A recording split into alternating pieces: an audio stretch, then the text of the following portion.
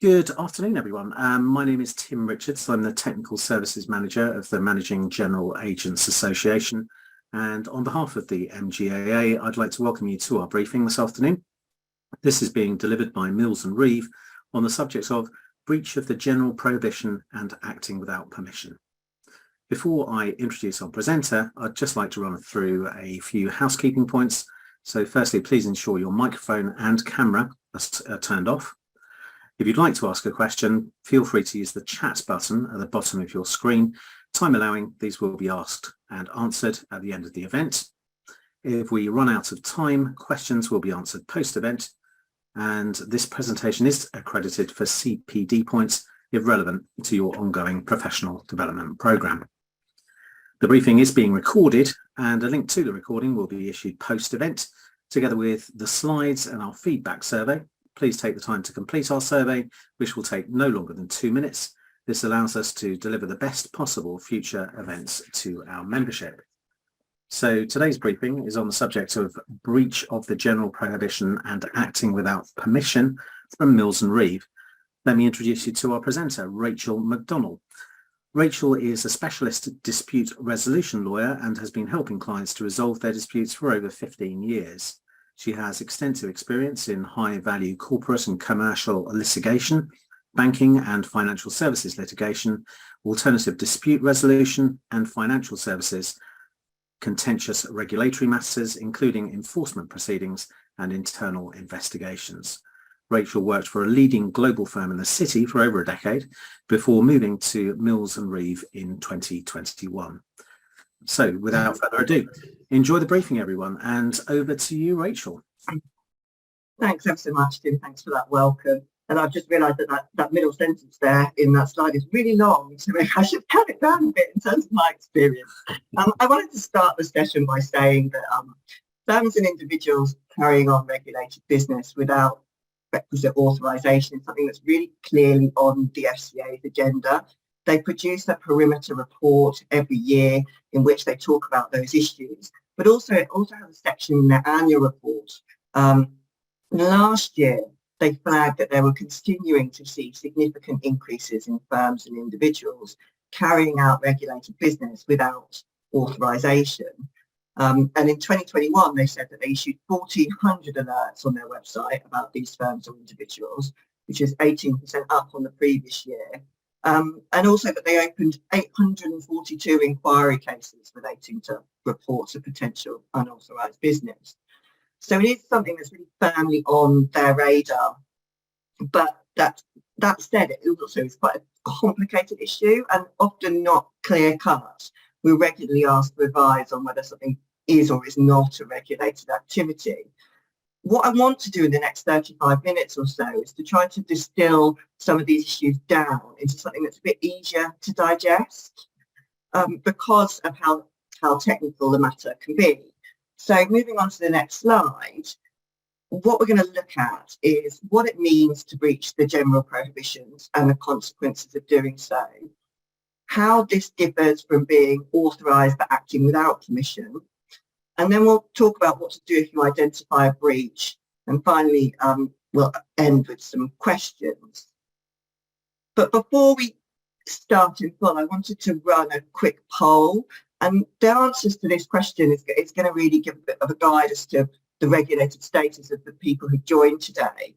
So the poll, which Tim is helping with me, is assuming you're from an MGA, are you directly authorised by the FCA? Are you an appointed representative of a principal firm? Are you not directly authorised and not an appointed representative, or don't know? So if you could all hopefully answer now, we'll keep the poll up on the screen for a little bit. Interesting. I thought we'd have more appointed representatives today. So that's really interesting to know that you're the majority of you are directly authorised. Brilliant. Okay, so moving on to the next slide and the general prohibition. You can see up on the screen section 19, which is where it all hinges from, section 19 of the Financial Services and Markets Act 2000. which is that no person may carry on a regulated activity in the United Kingdom or purport to do so unless he is an authorised person or an exempt person. Now, we'll come on to the risks of acting in breach of the general prohibition in a bit, but what I would say up front is that it's a criminal offence, and it can result in a number of other quite significant consequences. So I just wanted to put that up front so that everybody knows what the risks are. But the starting point is this: broadly, most MGAs almost certainly will be carrying on regulated activities, so activities that require the permission of the FCA. It can, and I alluded to this earlier, it can sometimes be quite technical to work out whether certain activities are regulated activities or not. And there are various tests that need to be satisfied. So, for example, the activity must be carried on by way of business in the UK. But for today's purposes, it's actually pretty simple. Typically, MGAs are going to be carrying out some form of insurance mediation activities which are regulated. So, for example, assisting with the administration and performance of insurance contracts, arranging or bringing about deals in investments. Investments include insurance contracts, dealing in investments as agents, just to give a few examples. So the question then, assuming that MGAs are carrying a regulated activity, is whether to avoid breaching that general prohibition, you're either directly authorised by the FCA and so fall into category A, or you're exempt. And usually there are lots of different exemptions, but for the purposes of today, MGAs might most likely be exempt because they're authorised or appointed representatives of principal firms. So essentially piggybacking on the principal firm's regulated permissions. And for those of you who are interested, that means by virtue of section 39 of FSMA, they're exempt from the need for authorisation. And the principal then accepts responsibility for the AR's activities. Now, there are lots of different controls and things that need to be put in place, but for the purposes of what we're discussing right now, the key thing is that there needs to be a contract between the principal firm and the AR, which sets out which activities the AR is entitled to undertake on behalf of the principal. And now, here's the key part. If the AR acts outside of those permissions and conducts other regulated activities, then the principal isn't the one that's going to be responsible. It's the AR who may breach the general prohibition and may incur that criminal liability. So just unpicking that, say, for example, an MGA has a contract in place with its principal to carry out certain regulated activities. So it can carry out, for example, an administration of a contract of insurance, but it's not permitted to advise on that contract of insurance. If it acts outside the scope of its appointment and gives that advice, then there's the risk that the MGA is acting in breach of the general prohibition. So moving to the next slide, what are the consequences? And I put this right up front because it really is that important. A person is guilty of a criminal offence if they act in breach of the general prohibition, and the penalties can include 2 years imprisonment or an unlimited fine. And an officer, so a director, typically a director of the company, may also be guilty of an offence where it was committed with their consent or connivance or as a result of their neglect. So strictly speaking, breach of the general prohibition, criminal offence. But actually what in practice, one of the even more significant consequences is that an agreement made or by or through an unauthorised person carrying on a regulated activity in breach of the general prohibition is unenforceable against the other contracting party. So here we'll be talking predominantly about insurance policies. And what it means is if you've got someone in the distribution chain who's acting outside of acting in breach of the general prohibition, the result is that those policies may well be unenforceable. And if you just move on to the next slide, I just wanted to illustrate just very quickly that the idea of sort of the unauthorised party either contracting or being part of that distribution chain. And in each circumstance, you can see there the fact that the result is that the ultimate contract would be unenforceable. They're pretty, as you'll know, they're pretty crude examples. We all know in practice that the contractual distribution chain in insurance can be much longer and more complicated than that, but they do show that risk of those in the chain acting in breach of the general prohibition. So just moving back to the slide before to carry on through the risks, what does unenforceable actually mean? Now, an unenforceable agreement is voidable, not automatically void. And that's quite important because it means that the innocent party has a right to void the contract. It's not that it's already voidable, and to recover any money or any other property transferred to them under the agreement, and also to receive compensation for any loss. But you can imagine in an environment where thousands of policies are being entered into every day, the impact that might have. You suddenly have thousands of policies that could be unenforceable. Just moving then to the third risk that I've highlighted on the slide there, FCA inquiry or investigation. And that is always a risk where there's been a regulatory breach. The FCA is interested in this area and making sure that people act within the regulatory perimeter. And then finally, termination of contracts by counterparties. If you're an AR, I'm expecting that many of you will be aware of the new rules that came in December last year to place more emphasis on the need for principals to monitor and supervise their ARs. Now, that's not the subject of today's topic, but I would say that the appointed representative regime has long been on the FCA's radar as an area for further reform and development.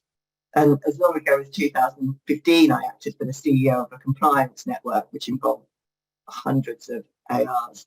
And the same issues arose in that case as those have now been included in the new rules, really relating to insufficient monitoring and oversight.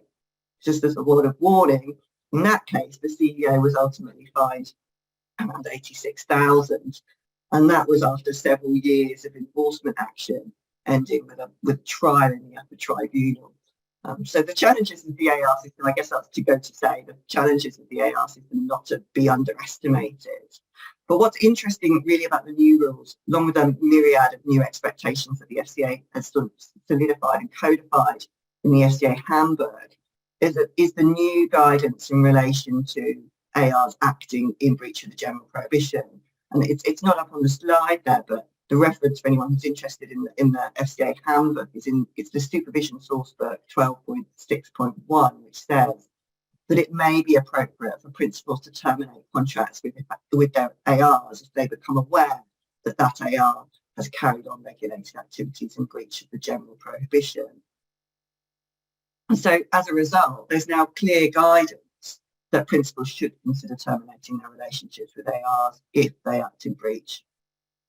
So just to recap on those four risks, you've got strictly it's a criminal offence. It could lead to unenforceable customer agreements and FCA inquiries or investigations, and it could lead to termination of contracts by your counterparties, by your principals in this case.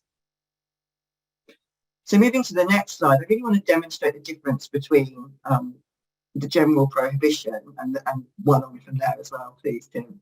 From the general prohibition and the other issue of acting without permission. And this is where those of you who are directly authorised are probably more likely to be focused. You can see up on the slide there, section 20 says, if an authorised person carries on a regulated activity in the UK or purports to do so, otherwise than in accordance with permission, he is to be taken to contribute a requirement imposed on him by the FCA. So slightly different. We've got a situation where someone is directly authorised to carry out some regulated activities, but has been carrying out additional ones that they don't have permission to carry out. And if you move to the next slide, you can see that the consequences of this are quite different. So section 20 expressly states that it's not a criminal offence to breach section 20, and that it's not the case that your customer agreements will become unenforceable as a result. However, a breach of section 20 does give private persons a direct ability to make a claim or in litigation or otherwise for any loss that they've suffered. And you can see also there could well be risk of FCA inquiry or investigation in these circumstances too. And then finally, in terms of determination of contract counterparties, you could potentially lead to termination situations. That's likely to depend on the termination provisions and the parties' contractual rights. But you'd expect in these types of contracts there to be a clause saying that, you know, each party will comply with applicable laws, which obviously would not have been done if it's a breach of Section 20. So you can see here the differences. It's still clearly got some significant consequences, but removes that criminal offence element and the automatic unenforceable customer agreements. So moving to the next slide, what to do if you identify a breach. And this is likely to depend on whether you fall, you know, whether there's been a breach of the general prohibition or whether there's been a breach of Section 20. And that again turns likely on your regulated status. But the normal question, the first question is often, who should I tell and who am I required to tell? So you've got all of the different boxes on the screen there, and I'll just go through each one. The first one being counterparties. So if you think you might have been in breach of the general prohibition, the first point is going to be your agreement with your principal in terms of what you need to tell them, what you're contractually obliged to tell them, but also bearing in mind their overarching obligations we just talked about, which have been strengthened last year to monitor, supervise and assess their appointed representatives. With Section 20, again, it's going to be a question of checking your contracts with your relevant counterparties when and how you're obliged to tell them about these types of issues. Moving on to the FCA, if you're an AR and you've acted in breach of the general prohibition, you're not specifically directly regulated. So some of the regulation around self-reporting that I'll come on to in a minute may not strictly apply to you. But it is likely that the principal may be required to report and that therefore you may become involved as a result. If, however, you're looking at Section 20 and you're directly authorised and you've been acting outside permissions, then it's pretty likely that, depending on the scale of the issue, but it's pretty likely that that's something that's going to need to be notified to the FCA. And that's because of the overarching obligation contained in Principle 11 of the Principles for Business, that a firm must deal with their regulators in an open and cooperative way and must disclose to them anything relating to the firm of which they would reasonably expect notice. So here you would probably think that a breach of Section 20 would fall within that anyway. And there's a load of guidance underneath that overarching obligation, but key here is the Supervision Source Book 15.3.11, which requires a firm to report to the FCA a breach of any requirement imposed under FSMA, which Section 20 obviously is. Moving on to the NCA, the National Crime Agency, do you need to tell them? Well, the answer in relation to the general prohibition is potentially because there's been a criminal offence, and so you may be required to make a suspicious activities report. And I appreciate, and the number of clients I've told over the years about this potential obligation, that it does seem a bit overkill because these aren't exactly the criminal offences that were envisaged when the system was set up. It's more about money laundering, etc. But strictly speaking, a criminal offence has been committed and criminal property has been obtained because actually all of the proceeds from those policy sales would be, strictly speaking, be criminal property. So in certain circumstances, if a company doesn't file a suspicious activity report, then that in itself can be a criminal offence. So it's not always, because it depends on regulated status and it's a pretty complicated regime, but it is something that you do need to at least think about and discount. If you're thinking about the NCA in the context of a Section 20 breach, then the answer is a lot simpler. The answer is no, because it's not a criminal offence to breach Section 20. Looking at the your insurers item, the answer across the board, I think, is yes.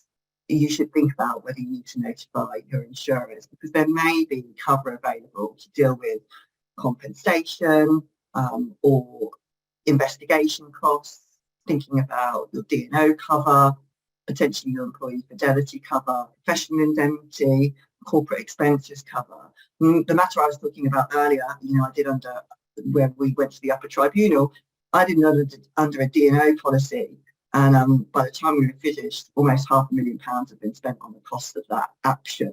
So making sure that you've got cover in place and that you're notifying against it is incredibly important when you're looking at those sorts of costs. And I would just say it's not possible to insure a fine as you would expect. So what you're really looking at is whether there's cover for the costs or potentially compensation involved. And then the final box there is lenders, so is others, sorry. So you're thinking about lenders, other counterparties, clients, prospective clients. Do you need to tell them? Should you be telling them? What's the impact on them?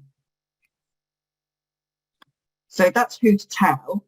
The next slide is how to fix it, which is quite optimistically termed, but whether you're self-reporting because you're directly authorised or your principal or counterparty is self-reporting, you're likely going to be thinking about the same structure and types of issues.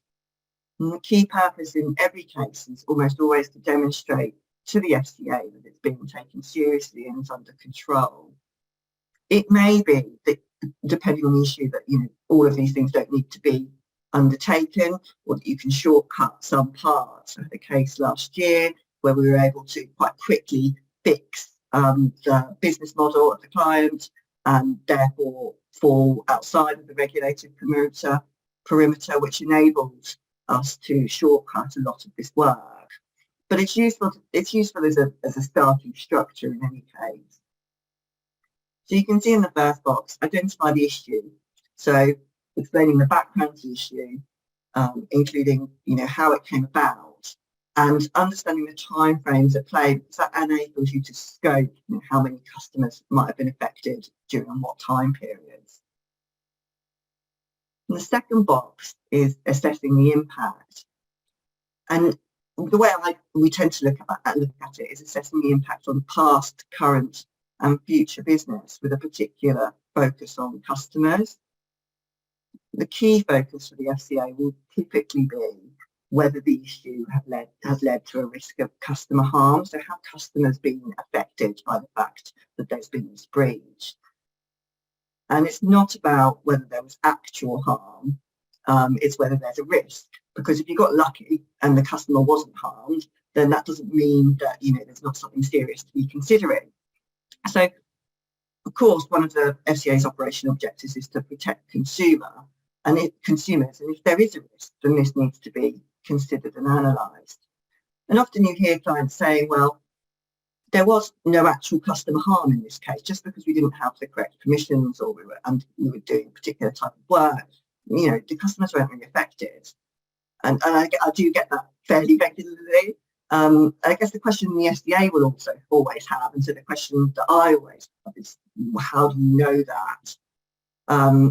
And also thinking about particularly how that lands with the FCA, which is, if you're just making this blanket statement, they're going to be wondering, are you taking this matter sufficiently seriously? Are you working to sort this out?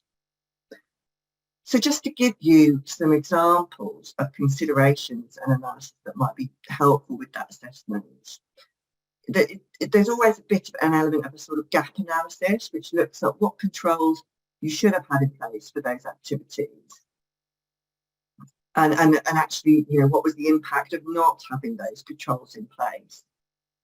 And you typically end up with a large spreadsheet which looks at all the different requirements that you'd have through that customer journey and beyond, and to think about, what the impact was if you didn't have those controls in place. So, for example, what other information should have been provided? Would that have made a difference? What other statements, disclosures, etc., might need to have been made, or information in writing that might have made the position clearer? What do your product documents and terms say? Do they cut across anything that was done during the sales process? And thinking about post-sale indicators, so complaints levels. Were people complaining about this specific issue? Was there an unusually high level of complaints or any FOS referrals? And again, levels of cancellation can be a good indicator as well. Also, compliance file reviews, audits, recommendations, etc. What do they say about how the sales process was working? So that's assessing the impact, and that helps you to work to sort of take action to address any risks that may have been posed. So action, looking forward, your immediate action, and this is likely to be a priority, is preventing further potential harm or breaches. Now, often, and there's a big intake of breath here, often that can mean thinking about ceasing the relevant business while you work out the issues. And that can be something the FCA requests or requires you to do. But looking at it, you've got to think about whether there are any quick fixes and whether you can cut out those specific activities that were causing an issue and continue with the sales process. And it's always a balancing act. We've had this time and time again throughout my career, balancing the potential customer harm if business just ceased to be provided as against the potential customer harm of working in a different way while you fix the issue. And that can often be quite a compelling argument with the FCA. And then just looking at, very briefly looking at addressing the issue and what sort of changes you might have to put in place. You can see on the slides there. Do you need to obtain new permissions? We know how long that can take. So not for that, not for a quick fix, that's for certain. Are there any workarounds in the meantime? Do you need to make changes to policies and procedures, and training, communication with staff, etc.? What can you do to make sure that the business is being run compliantly going forward? And then looking back, addressing potential customer impacts, either for current customers or for historic ones whose policies have now expired. Now, there will be different considerations in relation to each of them. Is there something you can do with current customers now to, give them further information or reach out to them or address the impact going forward? And then with historic customers, if the policy has expired and everybody's moved on, you still need to, at this stage, have a think about what impact might have been placed on them and try to identify potentially categories of historic customers that may have been affected. Now, often, one of the questions we get asked around this is where there's been a breach of the general prohibition and there's potential for contracts to be unenforceable. Do we have to go out to each of our customers and tell them that their contracts may now be unenforceable? And the answer to that is it depends, but not necessarily, because it comes back to that sort of balance for, what's in the customer's interest here. Is it really in the customer's interest to, provide replacement policies and inform them of these issues, or actually, based on your analysis phase, are we fairly confident that they're happy and that everything that was done, that enabled them to understand their position and that they've ultimately got a good product?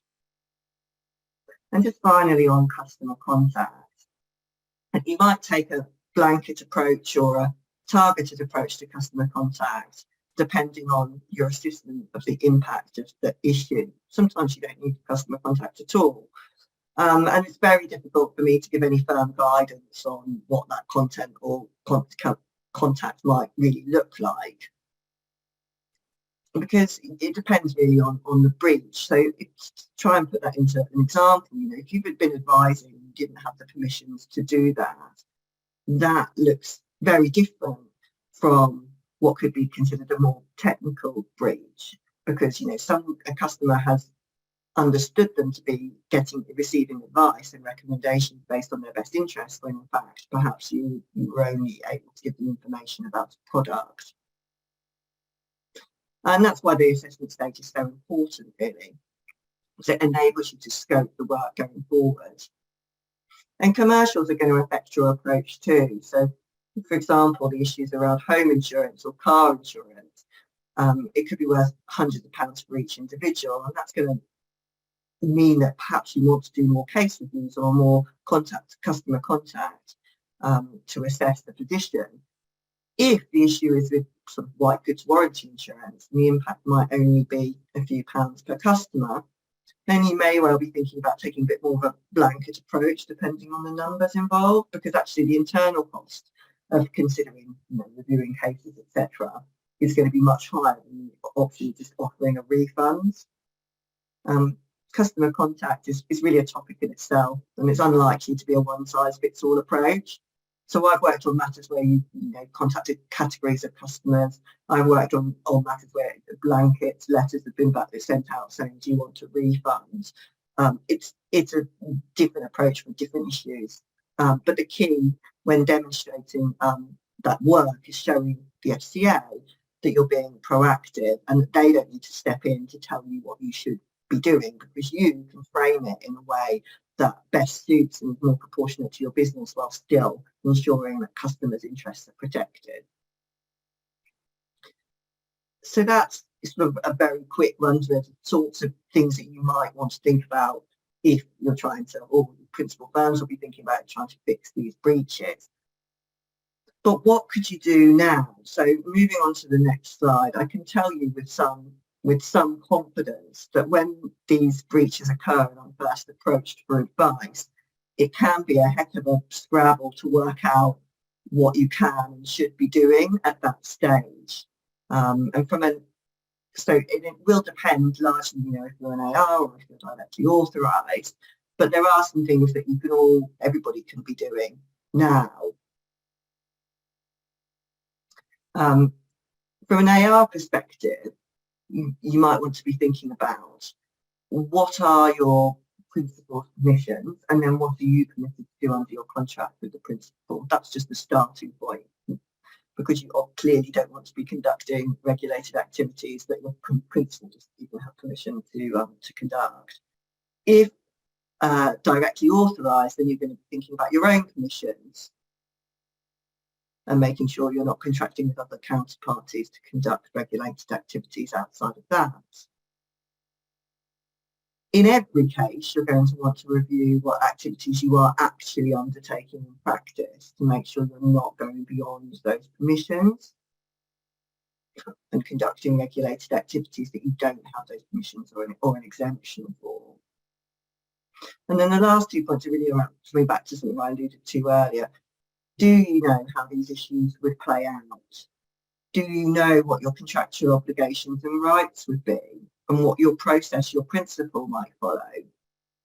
Do you know who you would need to inform? And do you know whether you have insurance cover for the sorts of costs that might be involved? And look, you can hope these issues never come up, and I can certainly, I certainly have clients that felt that way.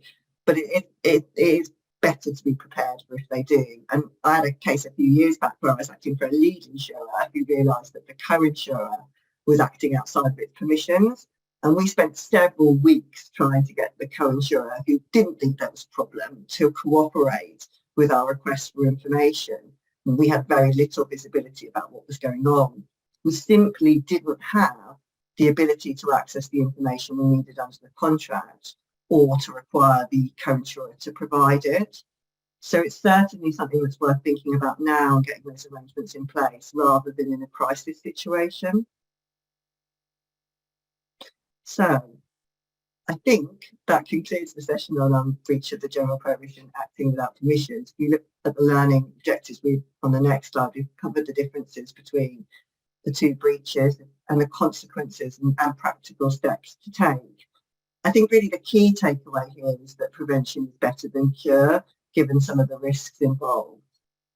It is important to make sure that regardless of whether you're an AR or directly authorised, you're standing on the right side of those provisions, and also that you know what you do if you found out that you weren't. But I think that's the session, and maybe we can see if there's any questions. Thanks, Rachel. Yeah, now's the time to input your questions into the chat box. Any burning questions, just type them in now. I do have one question, Rachel, at the moment. So that is, in practice, what would happen if a customer sought to void their contract?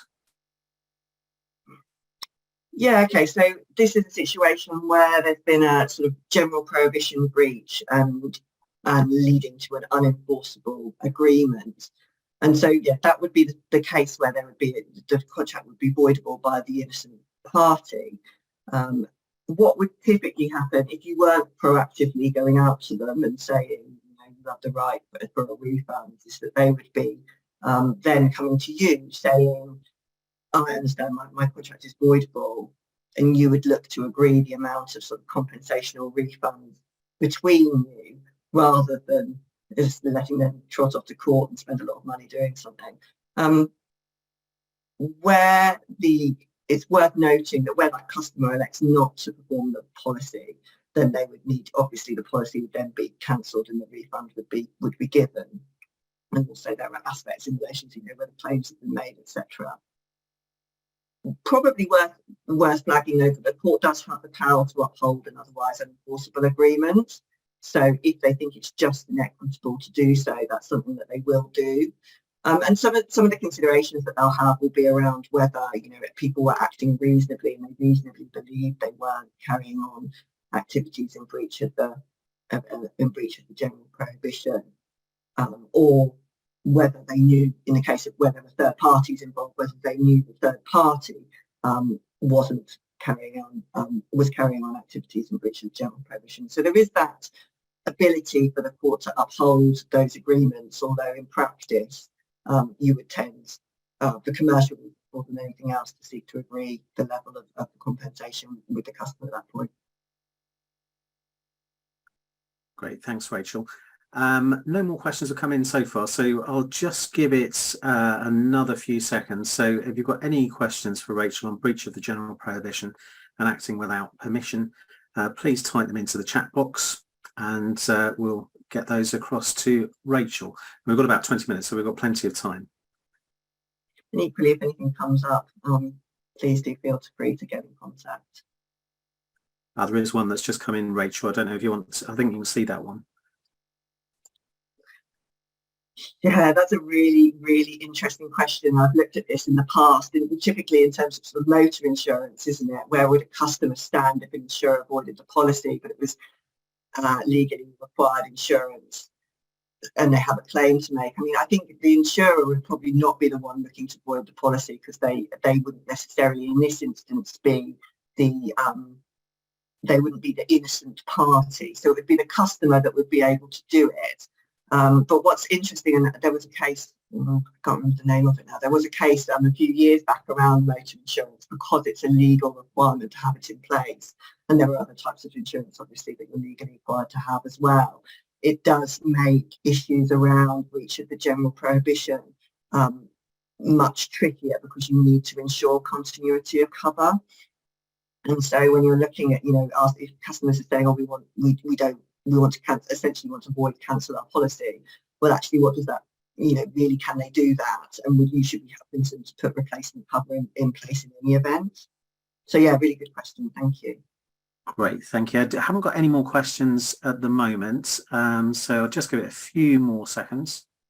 No, it looks like that's the lot. So I don't know if you've got any final words, Rachel. No, I just wanted to say thank you very much for joining the session today. It's been really good to talk about some of these issues and how they might affect specifically MGAs. Great, thanks very much. So that's great. So yeah, thanks again, Rachel, for your presentation, which has been very insightful and interesting. So thanks again. Thanks to everyone for joining us. Don't forget to provide your feedback and do look out for forthcoming MGAA events. So just remains for me to say to hope you have a productive afternoon, and thanks again for joining us, and see you soon.